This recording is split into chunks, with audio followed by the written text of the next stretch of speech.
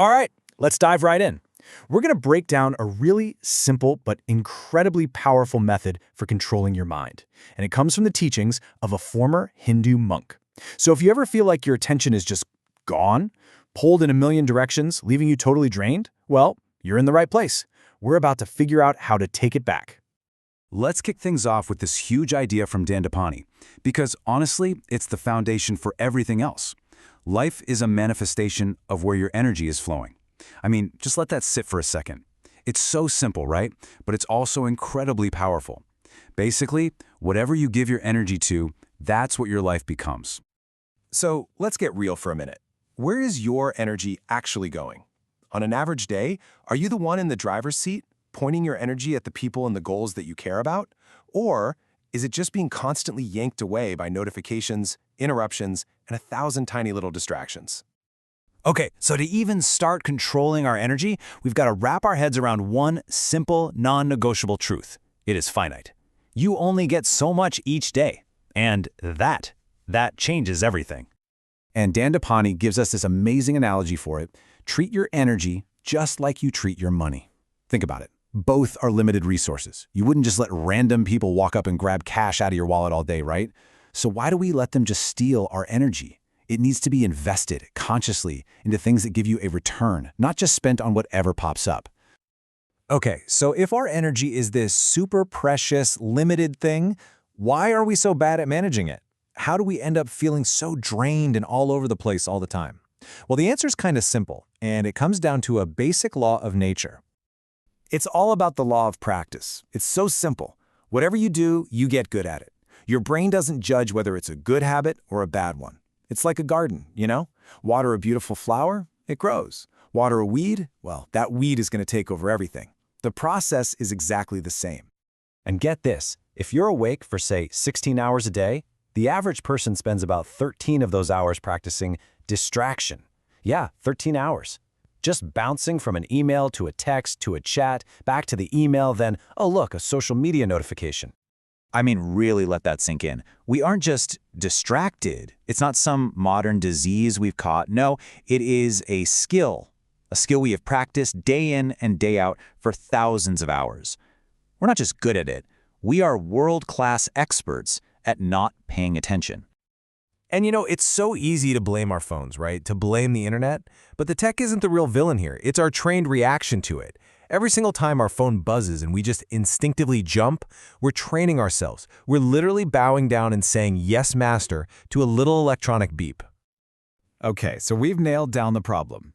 We are bona fide experts in distraction. So how do we fix it? Well, the first step is to actually understand the tool we're working with, our own mind. Because really, you can't control something you don't understand.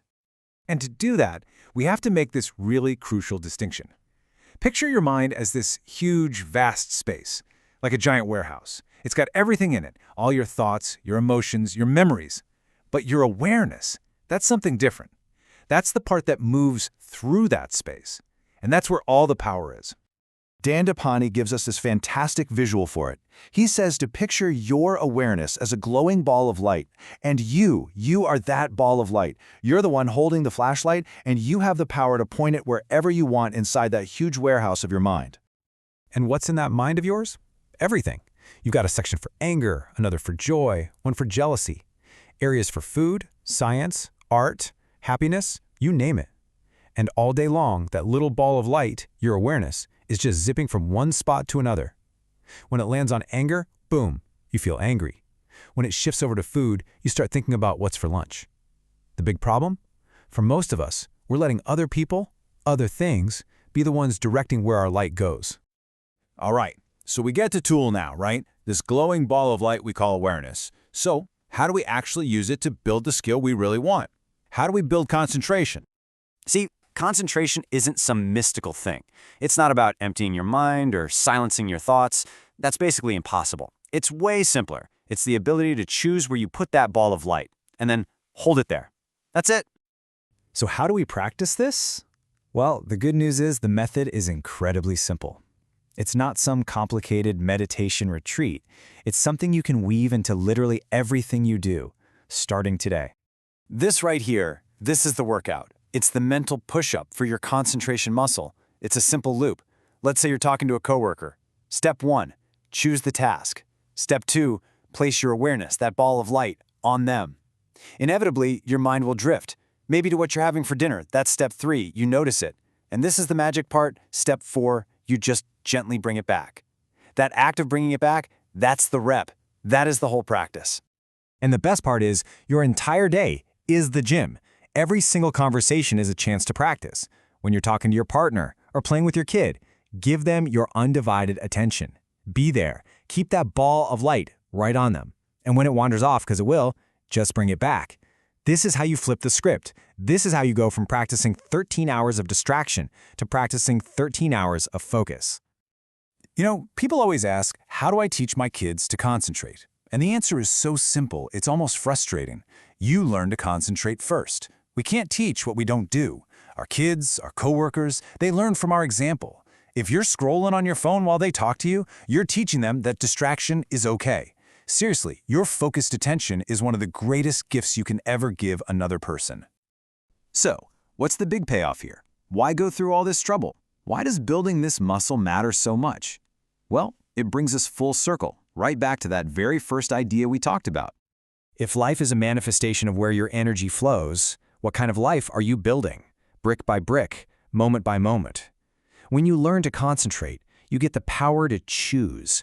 You can aim all of that finite, precious energy like a laser beam and build the life you actually want. A deeper relationship, a career you love, or just a little bit of peace and quiet inside your own head. You get to decide. And let's end with this, right now. As this wraps up, what's next for you? An email? A conversation with someone? Grabbing a bite to eat? Whatever it is, make a conscious choice. Where do you going to put that glowing ball of light? Because that single, tiny choice, repeated over and over and over, that's how you start to control your mind.